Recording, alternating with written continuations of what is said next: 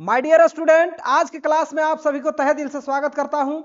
आज मैं class science यानी कि क्लास 8वां का साइंस सब्जेक्ट का लेकर के आया हूं मॉडल सेट। और ये मॉडल सेट यदि आप देख लेते हैं तो इसमें 50 क्वेश्चनों का एमसीक्यू है और यहां पर 50 क्वेश्चन आप अच्छे से देख लेंगे तो आपका जो है एग्जाम में इसमें से कम 30 क्वेश्चन आपका हूबहू मिलेगा। तो यहां पर हम लोग इस क्वेश्चन को अच्छे से समझने का प्रयास करेंगे। इससे पहले मैं आप लोगों को मोटिवेशन के लिए एक शायरी सुनाने जा रहा हूं, इसलिए आप इसे अच्छे से दिमाग पर लें। चलिए, तो मुश्किलों से भाग जाना आसान होता है, मुश्किलों से भाग जाना आसान होता है, हर पहलू जिंदगी का इम्तिहान होता है, हर पहलू जिंदगी का इम्तिहान होता है। डरने वालों को मिलता नहीं कुछ जिंदगी में, डरने वालों को मिलता नहीं कुछ जिंदगी में, लड़ने वालों के कदमों में जहान होता है, लड़ने वालों के कदमों में जहान होता है। माय डियर स्टूडेंट, मेरे प्रिय छात्र छात्राएं, चलो अब हम लोग यहां पर क्वेश्चन करने वाले हैं बहुत ही शानदार तरीके से। और ये क्वेश्चन आप अच्छे से देख लेते हैं तो आपका एग्जाम में जो क्वेश्चन आने वाला है यहीं से पूछा जाएगा। तो चलिए हम लोग यहां पर क्वेश्चनों को अच्छे से समझेंगे। क्वेश्चन नंबर फर्स्ट देखिए क्या कहता है। हाँ, तो अच्छे से समझना है बाबू, इधर उधर झांकना ताकना नहीं है, पहले क्वेश्चनों को अच्छे से समझिए। पहला क्वेश्चन है कि सूक्ष्म जीव का निवास स्थान कहाँ है।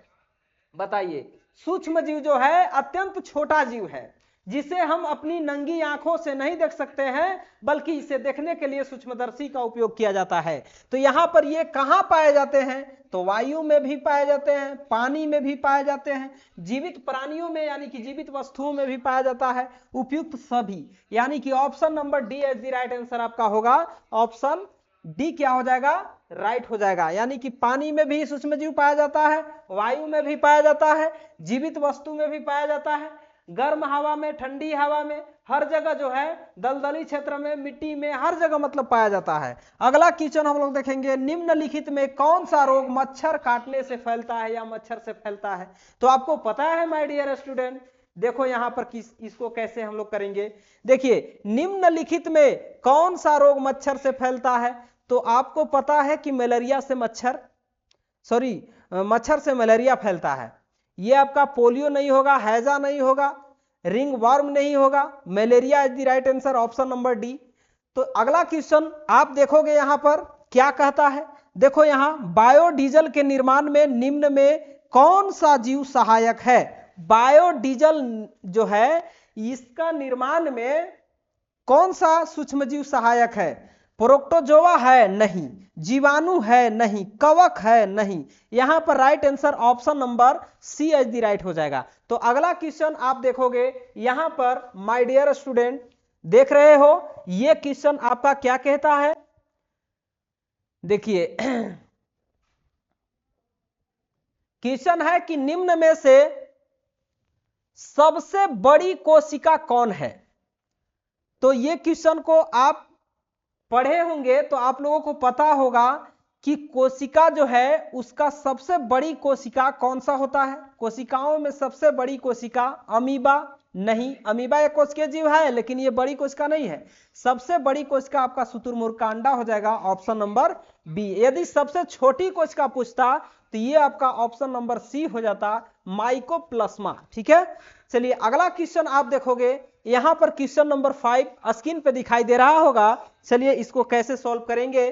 क्वेश्चन है कि कोशिका के किस भाग में गुणसूत्र उपस्थित होता है। बताइए, गुणसूत्र, तो गुणसूत्र जो है ये अनुवांशिक गुणों का वाहन करता है। तो यहां पर जो है केंद्रक में पाया जाता है, option number A as the right answer हो जाएगा। कोशिका द्रव्य नहीं होगा, इसमें से कोई नहीं, ऑप्शन डी भी नहीं होगा, ऑप्शन सी भी नहीं होगा, यानी कि right answer option number A as the right होगा, केंद्रक में। चलिए अगला क्वेश्चन हम लोग देखेंगे माय डियर स्टूडेंट, किस धातु की भौतिक अवस्था द्रव्य रूप में होती है। मतलब कौन सा एक ऐसा धातु है जो द्रव्य अवस्था में पाया जाता है। तो यहां पर आपका जस्ता नहीं होगा, तांबा नहीं होगा, टीन नहीं होगा, राइट आंसर सी ऑप्शन पारा होगा। क्या होगा, पारा। यही आपका धातु नहीं पूछता, अधातु पूछ देता तो यहां पर आपका राइट आंसर क्या होता, यहां पर आपका राइट आंसर हो जाता ब्रोमीन। चलिए अगला क्वेश्चन हम लोग देखेंगे क्या है, और ये क्वेश्चन रहा आपका नेक्स्ट क्वेश्चन नंबर 7 स्क्रीन पे। चलिए यहां पर इसको हम लोग समझेंगे कि क्वेश्चन क्या कहता है। क्वेश्चन कहता है माय डियर स्टूडेंट, आप समझ रहे हो, यदि अच्छे से पूरे वीडियो को आप देख लेते हैं तो यहां से आपका 30 क्वेश्चन अप्रोक्स क्या होगा, हूबहू आपका एग्जाम में देखने के लिए मिलेगा। तो क्वेश्चन है कि एक्सरे करने हेतु किस धातु का उपयोग किया जाता है। ठीक है, ये मॉडल पेपर जो क्वेश्चन 50 को दिया है ये जैक द्वारा ही दिया गया है। तो यहां पर है एक्सरे करने हेतु किस धातु का उपयोग किया जाता है। जब एक्सरा किसी व्यक्ति का किया जाता है तो यहां पर टीन का उपयोग नहीं होता, तांबा का नहीं होता है, सोना का नहीं होता है, option D is the right answer, यानी कि लेड का उपयोग होता है। किसका उपयोग, लेड का उपयोग आपका एक्सरे करने के लिए होता है। अगला क्वेश्चन है कि झारखंड के जादूगोड़ा में किस धातु की प्रचुरता विद्यमान है। मतलब झारखंड का जादूगोड़ा जो है ये आपका किस धातु के लिए प्रचुर मात्रा में विद्यमान, मतलब वहां जादूगोड़ा में कोयला अधिक मात्रा में पाया जाता है, नहीं। अबरख पाया जाता है, नहीं। अयस्क पाया जाता है, नहीं। Uranium is the right answer, यानी कि जादूगोड़ा जो है यूरेनियम के लिए प्रसिद्ध है, तो यहां पर यूरेनियम अधिक मात्रा में पाया जाता है। अगला क्वेश्चन कि धातुओं का वह गुण जिससे उन्हें पीटकर चादर बनाई जा सकती है। समझ रहे हैं, धातुओं का वह गुण जिसके कारण उन्हें पीटकर पतली चादर के रूप में बनाया जा सकता है, तो तन्यता के कारण नहीं, आपका कुचालकता के कारण नहीं, लचीलापन के कारण नहीं। यहां पर ऑप्शन सी आघात वर्धनीयता के कारण यहां पर धातुओं को पीट करके पतली चादर के रूप में बनाया जा सकता है। तो अगला क्वेश्चन आप देखोगे माय डियर स्टूडेंट, यहां पर क्या कहता है, देखिए क्वेश्चन नंबर 10 है। क्वेश्चन नंबर 10 क्या है, इसको थोड़ा अच्छे से हम लोग पढ़ेंगे, इसके बाद इस पर फोकस करेंगे। देखिए आज यदि आप क्वेश्चनों को अच्छे से देख लेते हैं तो आपका क्वेश्चन एक भी नहीं छूटेगा। चलिए यहां पर जो है क्वेश्चन 10 कि निम्न में से ऊष्मा का सबसे कम चालक धातु कौन सी है। तो सबसे कम चालन करने वाला धातु कौन है माय डियर स्टूडेंट, आप समझ रहे हो, नहीं।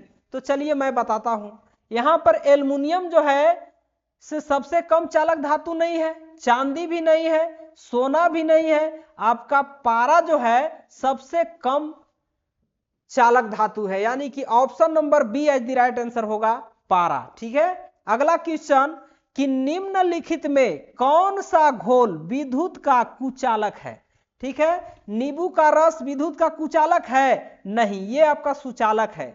सिरका भी सुचालक है, यहां पर नल का पानी भी सुचालक है। आसुत जल ये वाला जो है विद्युत का कुचालक होता है। ठीक है, अगला हम लोग देखेंगे नेक्स्ट क्वेश्चन 12, और ये रहा आपका किसी धातु पर इच्छित धातु की परत निक्षेपित करने की प्रक्रिया को क्या कहते हैं। समझ रहे हैं माय डियर स्टूडेंट, यहां पर विद्युत लेपन कहते हैं। ऑक्सीकरण नहीं होगा, विद्युत अपघटन नहीं होगा, जस्तीकरण नहीं होगा, यहां पर राइट आंसर क्या हो जाएगा आपका विद्युत लेपन। किसी इच्छित धातु की परत पर, यहां पर करा कि किसी धातु पर इच्छित धातु की परत निक्षेपित करने की प्रक्रिया। जैसे आप देखे हैं कि साइकिल के हैंडल, पहिए की रिम, साइकिल के पहिए का रिम, उस पर क्या किया जाता है, क्रोमियम की परत चढ़ाया जाता है ताकि उसमें चमक आ जाए, और चमकता हुआ रहता है। तो वह चमक जो है किसके कारण, उस धातु का लेपन क्रोमियम की परत चढ़ाया जाता है, तो वही आपका हो जाएगा विद्युत लेपन प्रक्रिया के द्वारा एक धातु के ऊपर दूसरे धातु का विद्युत लेपन किया जाता है, इच्छित धातु की परत चढ़ाया जाता है। चलिए अगला क्वेश्चन, यहां पर क्वेश्चन नंबर 13 देखेंगे हम लोग। माय डियर स्टूडेंट, बेहद ही शानदार क्वेश्चन है और आज का क्लास बहुत जोरदार तरीके से मैं करा रहा हूं, इसलिए इसको अंत तक आप लोग देखें। और अभी तक यदि मेरे चैनल को सब्सक्राइब नहीं किए हैं तो सब्सक्राइब कर दीजिए और ये वीडियो को अन्य लोगों तक शेयर कर दीजिए। चलिए यहां पर है कि निम्नलिखित में से किनमें आंतरिक जनन होता है। बताइए, आंतरिक जनन मतलब जो शरीर के अंदर शुक्राणुओं और अंडाणु का मिलन होता है, उसी को आंतरिक जनन कहेंगे। तो यहां पर मछली नहीं, ये आपका पानी में अपने जाली के ऊपर क्या सैकड़ों अंडा देती है एक बार में, और उस पर जो है से नर मछली उस पर जाकर शुक्राणु छोड़ता है, मतलब शरीर के बाहर यहां पर जनन होता है, निषेचन होता है। और यहां मेढक भी नहीं होगा आपका, स्टार फिश भी नहीं होगा, मुर्गी होगा। क्या होगा? मुर्गी।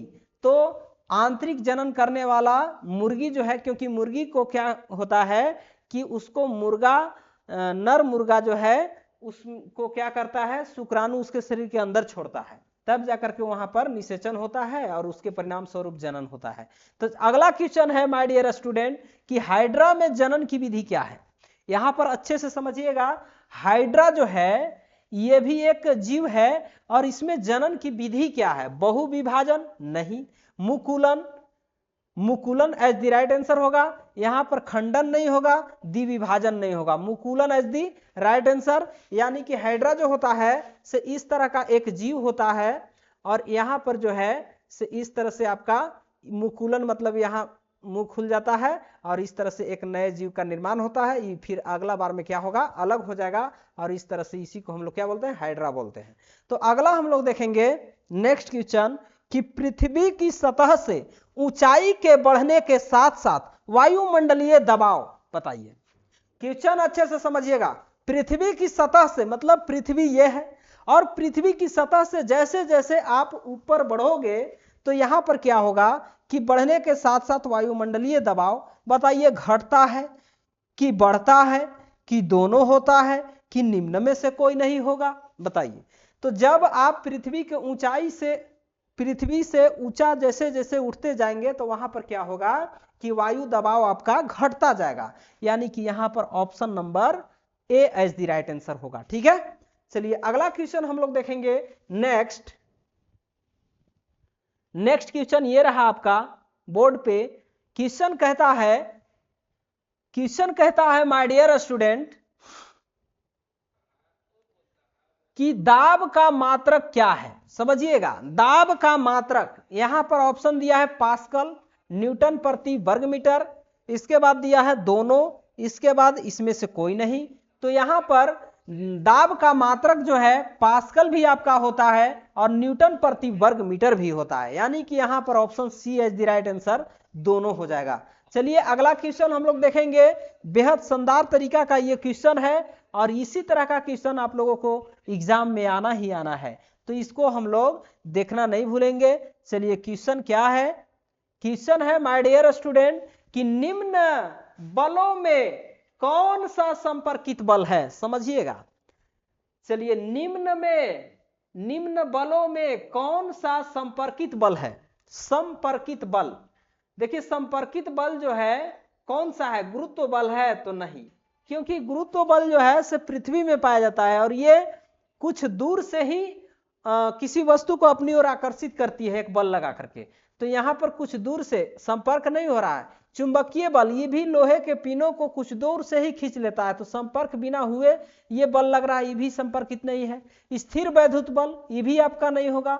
घर्षण बल, क्योंकि घर्षण बल ऐसा बल है जो कि किसी दो वस्तुओं के सतही संपर्क के बिना उत्पन्न हो ही नहीं सकता। जैसे ये मोबाइल है मेरा और ये हथेली है, एक दूसरे को इस तरह से रगड़ मारेंगे, मतलब एक दूसरे के संपर्क में जाएंगे तो ही घर्षण के कारण जो बल उत्पन्न होगा उसी को हम लोग घर्षण बल कहेंगे। चलिए अगला क्वेश्चन देखेंगे, यानी कि संपर्कित बल हो जाएगा ये वाला ना। अगला क्वेश्चन है कि निम्नलिखित, और ये सब क्या होगा? असंपर्कित बल होगा, क्योंकि बिना संपर्क के ये सब बल लग जा रहा है। चलिए अगला क्वेश्चन है कि निम्न में कौन सा पदार्थ अदहनशील है? बताइए। अदहनशील वैसा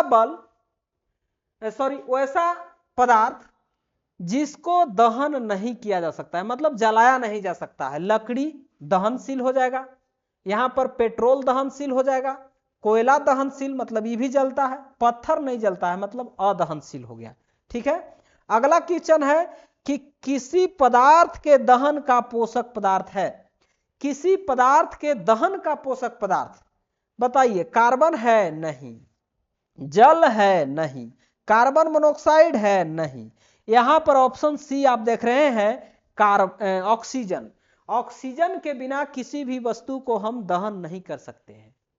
ठीक है, अगला क्वेश्चन आप जानोगे क्या क्वेश्चन कहता है, क्वेश्चन नंबर 20। ये रहा आपका स्क्रीन पे, और क्वेश्चन बेहद ही शानदार क्वेश्चन है। और देखिए इसको हम लोग कैसे बनाते हैं। देखिए क्वेश्चन आप एक बार देखिए, यदि आप लोगों को याद नहीं होता है तो इसी वीडियो को आप पुनः देखिए, 2 बार देख लीजिएगा तो आपका 50 क्वेश्चन कवर हो जाएगा, और इसी में से आपका 30 क्वेश्चन वहां देखने के लिए जरूर मिलेगा। तो चलिए क्वेश्चन देखते हैं। किसी ज्वाला का सबसे अधिक गर्म भाग कौन सा है? किसी ज्वाला का सबसे अधिक गर्म भाग पूछ रहा है, तो आपका सबसे बाहरी भाग, ज्वाला के सबसे बाहरी भाग जो होता है सबसे अधिक गर्म होता है। याद रखिएगा, मध्य का भाग नहीं होता है, अंदर का भाग नहीं होता है, ये सभी समान रूप से गर्म होता है, ये भी नहीं होगा। चलिए अगला क्वेश्चन है कि निम्नलिखित में से कौन 2 गुणसूत्र मिलकर नर शिशु के रूप में विकसित होता है? बताइए, नर शिशु के रूप में विकसित कौन होता है? आपको पता है कि XY जो है नर गुणसूत्र है और XX मादा गुणसूत्र है, तो आपसे नर गुणसूत्र पूछा जा रहा है, मतलब XY होगा। Option number B is the right answer. समझ गए? आई होप, मैं आशा करता हूं कि आप लोगों को ये क्वेश्चन समझ में आ गया होगा। अगला क्वेश्चन हम लोग देखेंगे, विश्व एड्स दिवस कब मनाया जाता है? बेहद ही एग्जाम की दृष्टि से मस्ट इंपोर्टेंट क्वेश्चन है कि विश्व एड्स दिवस। ये देखिए विश्व एड्स दिवस, इसको हम लोग कैसे याद रख सकते हैं? यहां पर देखिए AIDS एड्स, इसी में आपका आंसर छिपा हुआ है। आई है, इसको एक समझना है। क्या समझना है? एक समझना है। आई को एक समझना है, और D4 समझना है दिसंबर। क्या समझना है? दिसंबर। तो 1 दिसंबर को विश्व एड्स दिवस आपका मनाया जाता है। Option number C is the right answer. My dear student, कि ये भी क्वेश्चन आप लोगों को समझ में आ गया होगा। अगला क्वेश्चन हम देखेंगे, ये रहा आपका क्वेश्चन नंबर 23। क्वेश्चन नंबर 23 जो है बेहद ही शानदार क्वेश्चन है, और ये बायोलॉजी का क्वेश्चन है माय डियर स्टूडेंट। ये क्वेश्चन कहता है कि स्त्रियों में होने वाले मासिक स्राव की सामान्य अवधि क्या है? स्त्रियों में मासिक स्राव जो होता है महीने में एक बार, ये आपका 22 दिन पर होता है, या 35 दिन पर होता है, या 14 दिन पर होता है, या 28 दिन पर होता है। तो ये आपका 28 दिन अप्रोक्स लगभग माना गया है। तो option number D as the right answer हो जाएगा। Option number D as the right, आपका 28 दिन। अगला क्वेश्चन है कि समतल दर्पण से बना प्रतिबिंब होता है। बताइए, समतल दर्पण जो होता है वो कौन सा प्रतिबिंब बनाता है? आभासी बनाता है, या धुंधला बनाता है, या वास्तविक बनाता है, या कोई नहीं बनाता है? ये ऑप्शन तीनों गलत हो जाएगा। Option A is the right answer, यानी कि आभासी प्रतिबिंब बनाता है। चलिए अगला क्वेश्चन है कि वह यंत्र जो दृष्टि रेखा पर नहीं रहने वाले वस्तुओं को भी दिखा सकता है, ऐसा कौन सा यंत्र है? तो आपका periscope is the right answer. विक्षेपण नहीं होगा, कलाइडोस्कोप नहीं होगा, दूरबीन नहीं होगा। Option number A is the right answer, periscope.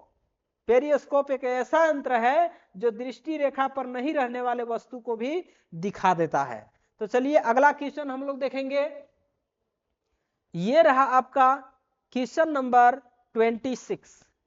और 26 क्वेश्चन जो है बेहद ही शानदार क्वेश्चन है। देखिए इसको कैसे सॉल्व करेंगे। आंखों में प्रवेश करने वाली प्रकाश किरणों को कौन नियंत्रित करता है? इसको थोड़ा सा अच्छे से समझिए।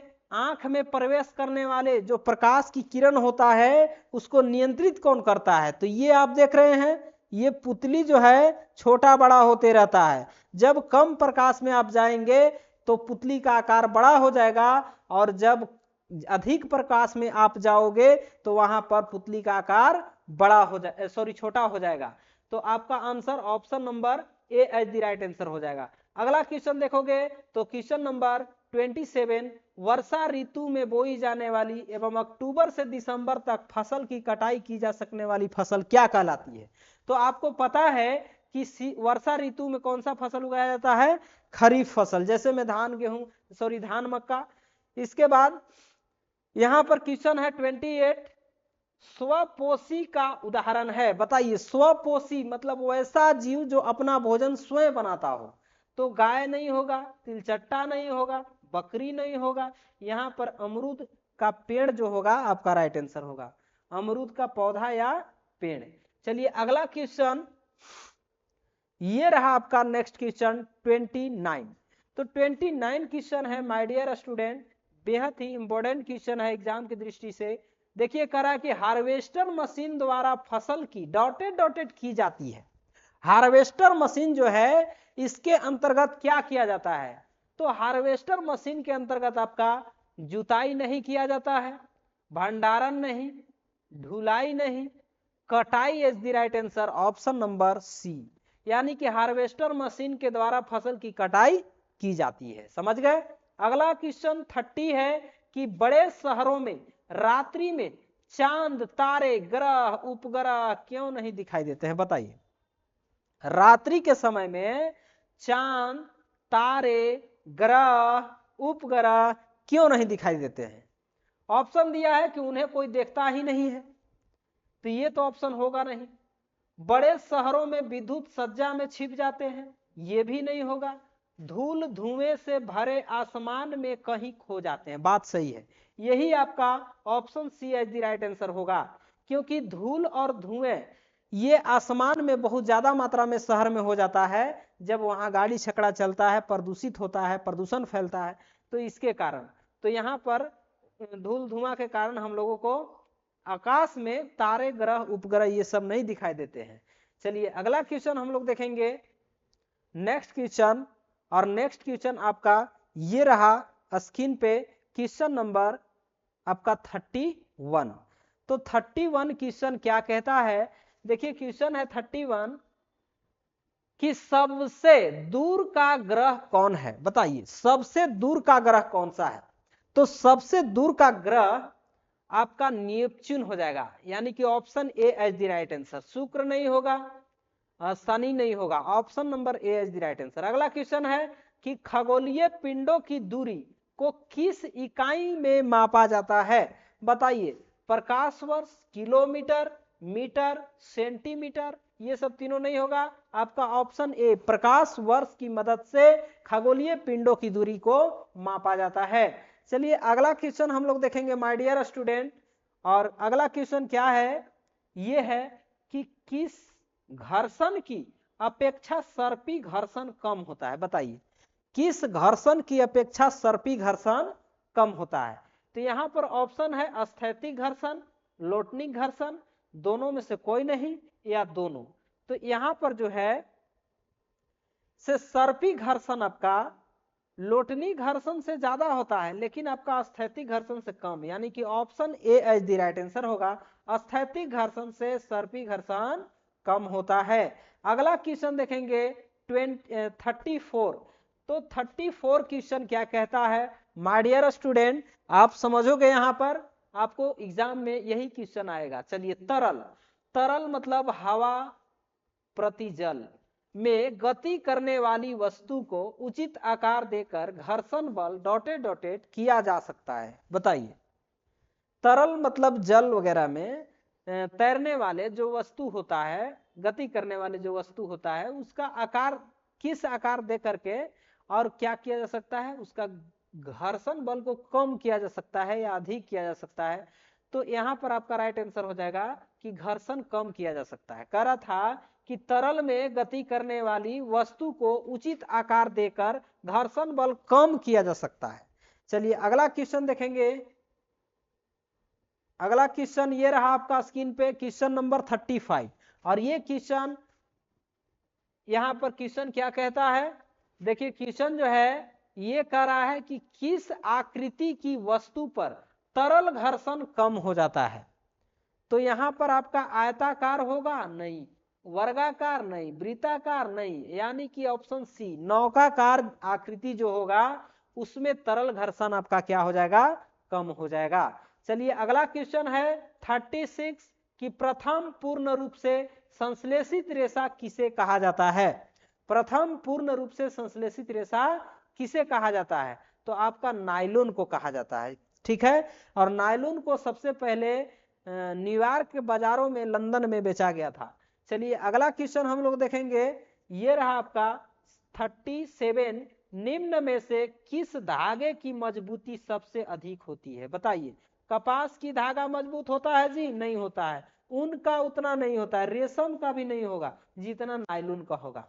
यानी कि नायलॉन का रेशा सबसे ज्यादा मजबूत होगा। चलिए अगला क्वेश्चन देखेंगे नेक्स्ट, और नेक्स्ट क्वेश्चन ये रहा आपका स्क्रीन पे 38। और 38 की क्वेश्चन क्या कहता है माय डियर स्टूडेंट, यहां पर आप लोग इसको अच्छे से समझने का प्रयास कीजिए। यहां करा कि दमकल कर्मचारियों के कपड़ों पर किसकी परत चढ़ी होती है? दमकल कर्मचारियों के कपड़ों पर किसकी परत चढ़ी होती है? मैलामाइन की होती है, पॉलीथीन की होती है, बैकेलाइट की होती है, पॉलीविनाइल क्लोराइड की होती है? नहीं, ये सब नहीं होगा आपका राइट आंसर ऑप्शन नंबर ए, मैलामाइन की परत चढ़ा होता है। किसकी? तो दमकल कर्मचारियों के कपड़ों पर। अगला क्वेश्चन है कि ध्वनि की प्रबलता किस कारक पर निर्भर करता है? बताइए। ध्वनि की प्रबलता जो है, ये आपका प्रबलता नहीं होगा, तारत्व तो नहीं होगा, इसमें से कोई नहीं। Option number A is the right answer, यानी कि आयाम हो जाएगा। ध्वनि की प्रबलता किस पर निर्भर करता है? आयाम पर निर्भर करता है। चलिए अगला क्वेश्चन है कि ध्वनि की प्रबलता घटाने के लिए हमें ध्वनि के कंपनों, यहां पर कह रहा था कि ध्वनि की प्रबलता को घटाने के लिए हमें ध्वनि के कंपनों की आवृत्ति घटानी होगी, कि आयाम को बढ़ाना होगा, कि आवृत्ति को बढ़ानी होगी, कि आयाम को बढ़ाना होगा? तो यहां पर राइट आंसर आयाम को बढ़ाना होगा। ठीक है, ध्वनि की प्रबलता को यदि घटाना है तो आयाम को बढ़ाना होगा। अगला क्वेश्चन 41, ये रहा आपका स्क्रीन पे क्वेश्चन।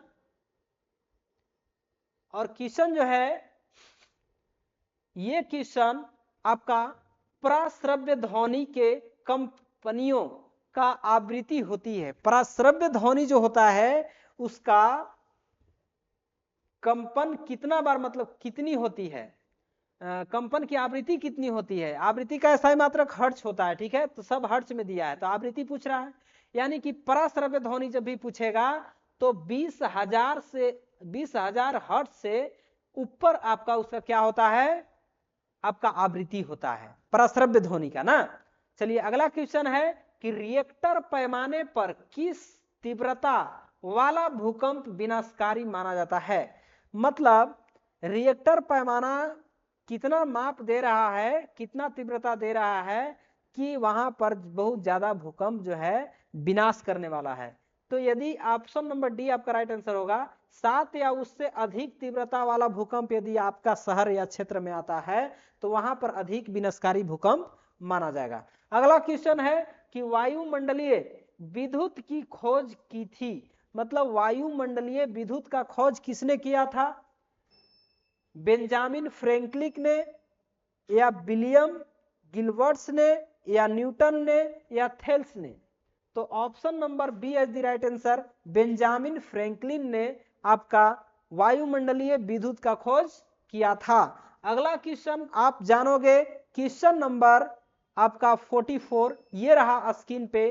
क्वेश्चन है माय डियर स्टूडेंट, क्वेश्चन है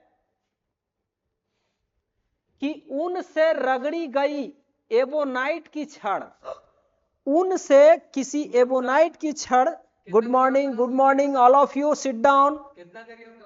चलिए बस ज्यादा नहीं, मुश्किल से 5 से 7 क्वेश्चन और बच रहा है माय डियर स्टूडेंट।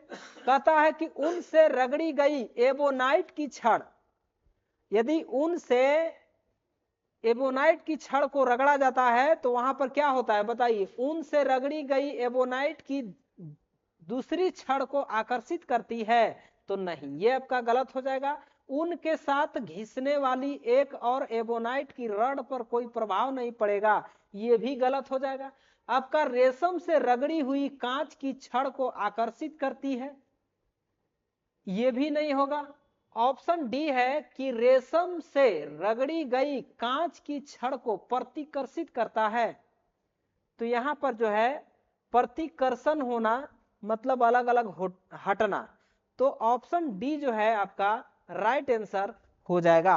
अगला क्वेश्चन है my dear student, question number 45 कहता है कि वायुमंडल में किन गैसों की वृद्धि से विश्व तापन की समस्या हो रही है? बताइए।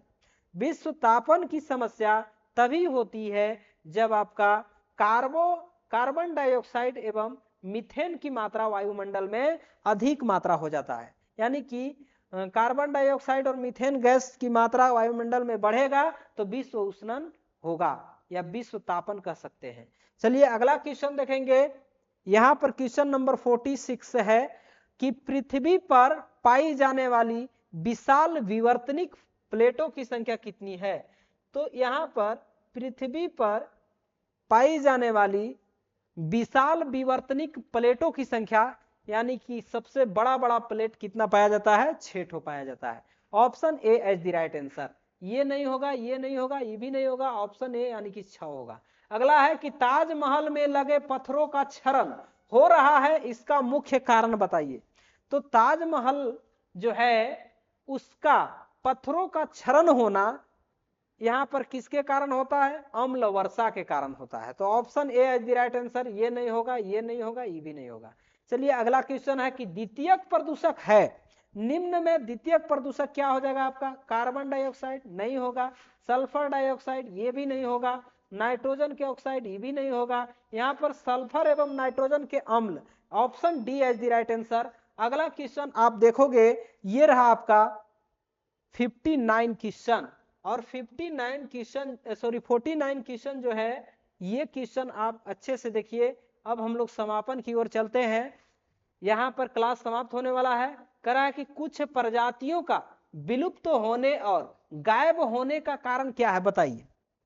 कुछ प्रजातियां जैसे में आपका शेर जो है उसका विनाश होने वाला है, डायनासोर बहुत समय पहले था, अब देखिए वहां विलुप्त हो गया। तो कुछ ऐसे जानवर हैं या कुछ ऐसे जीव हैं जो विलुप्त हो गए हैं या गायब हो जाते हैं। तो उसका गायब होने का कारण क्या है? आवासों का विनाश, पेड़ लगाना, वनों का संरक्षण करना या शिकारी।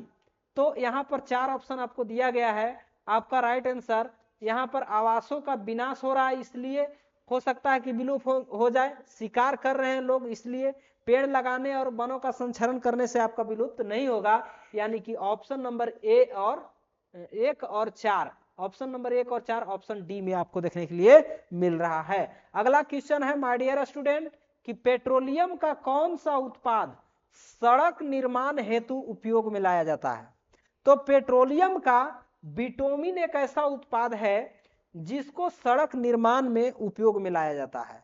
तो यहां पर ये गलत हो जाएगा, ये भी गलत, ये भी गलत, option C is the right answer, bitumen. ठीक है, सड़क निर्माण के लिए आपका क्या है? बिटुमिन है। तो thanks for watching this video. आप यह वीडियो को अधिक से अधिक लोगों तक शेयर करें और मिलते हैं नेक्स्ट वीडियो में। तब तक के लिए बाय।